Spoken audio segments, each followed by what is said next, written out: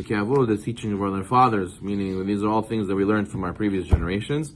And also, just like a father teaches his son how to be a good person, these teachings also teach us how to be Odam before we receive the Torah in Shavuot B'ezrat Hashem. Moshe kibel Torah Sinai.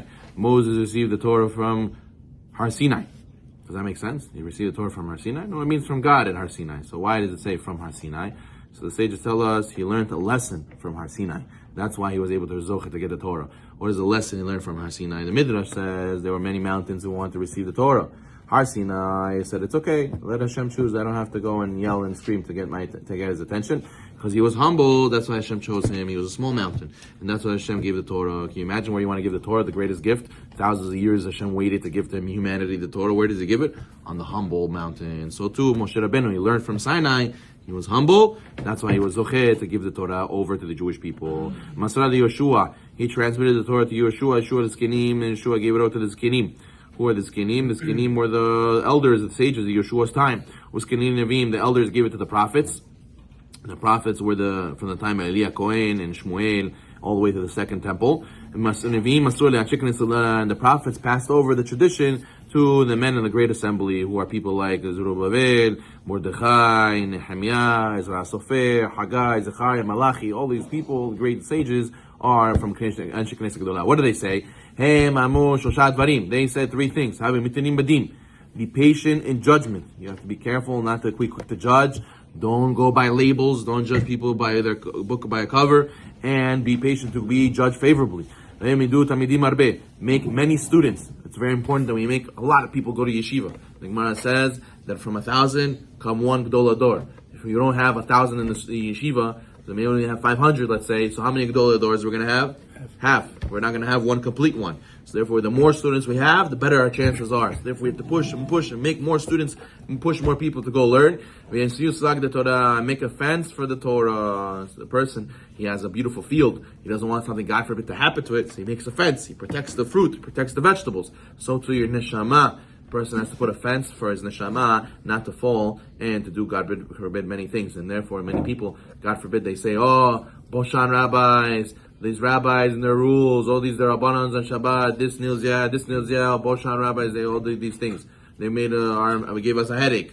You should know, they gave us fences in order to protect our neshama. They do it to take care of us so we not fall and break the dooraitas. Shimon HaTzadik ayam Mishayek Knesset Gdolah. Shimon HaTzadik was from the last men of the great assembly. What did he used to say? Ayu aya omer, ashlosha dorim ha'olam omid. On three things the world stands. Ala Torah, ala Avodah, ala Gemilut Hasadim. For Torah, service of Hashem, which is the Korbanot, and today it's prayer. One time somebody told me three things the world stands. And kesef, kesef, and kesef. Right? Money, money, and money. But that's false. That's sheker. What does it really stand on? Torah. The whole world was created for what? So the world should be keeping the Torah. That Hashem should give the Torah to the Jewish people, and they should keep the Torah. Hashem made a condition. It says, Vayim Yom Hashishi. We read Yom Hashishi. We don't say Yom Revi'i, Yom Shlishi. But then when it comes to the sixth day, Friday, we say Yom Hashishi. Why Hashishi? To teach us that what? This sixth day, Hashem made it the creation with a condition. If this sixth day of creation, you know what it's making a condition on? It's dependent on another sixth day. What's the other sixth day? 6th of Sivan, Shavuot. This creation is only on condition that the Jews will accept on 6th of Sivan the Torah. If they do not accept, they do not do the Torah, the whole thing will go back to Tovavo, go back to nothingness, desolate nothingness. Therefore, the whole Torah is what keeps the whole world going. They say America runs on Duncan, the world runs on Torah. And the more Torah you learn, the more zchut the world has to exist. It brings more oxygen to the world. The Gemara says, why did Hashem make it that it's dark? Some parts of the world and it's light. Some parts of the world, not everyone is on the same time zone. Because he needed that some people in the world, while they're sleeping, at least there's some light somewhere else in the world, somebody should be learning Torah. It cannot be the world could go exist without somebody learning Torah any one moment. The Gemara says, why did Hashem make it that it's dark at night? Let it be light, 24 hours will be the city that never sleeps. Because Hashem wanted people not be busy with work. So they have downtime for what?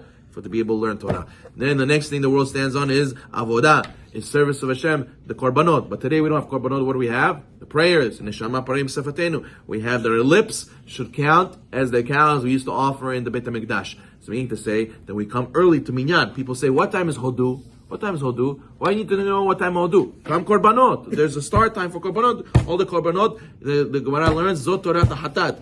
This is the Torah of the Hatat. If you learn the Torah of the Hatat, it's as if you gave the Hatat. So when you read the verses of the Korbanot, as if you gave a Korban right now, Hashem counts it. So therefore, a person should come on time to say Korbanot. If you come late, so you only have time for Baruch Shamar, Ashrei, Halukas. You won't have time for Korbanot. And Chaval, the Torah gives you Sugula for Parnasah, for wealth, and many, many beautiful blessings. It's as if you give a Hatat, to give a sacrifice, Hatat offering, sin offering, get Kapara. So a person has to know the world stands on the prayer. And just like a Korban, a sacrifice, he has to have intentions, he has to have focus, he has to do it right. Same thing with the prayers. Chesed, kindness, acts of kindness. To do acts of kindness, how will the world be saved? Says the Rambam, how will the Geulah come? B'schut tzedakah. B'schut tzedakah, the Geulah will come. How do all these key organizations do what they do? How are they going to make everybody keep 2 Shabbats? Like we learn in Masechet Shabbat, everybody has to keep 2 Shabbats, Geulah will come. B'schut, the key organizations do that. Where are they going to get their money from? Tzedakah. So therefore, the whole world, says the Rambam, how will we be nigal, how will we be redeemed? B'schut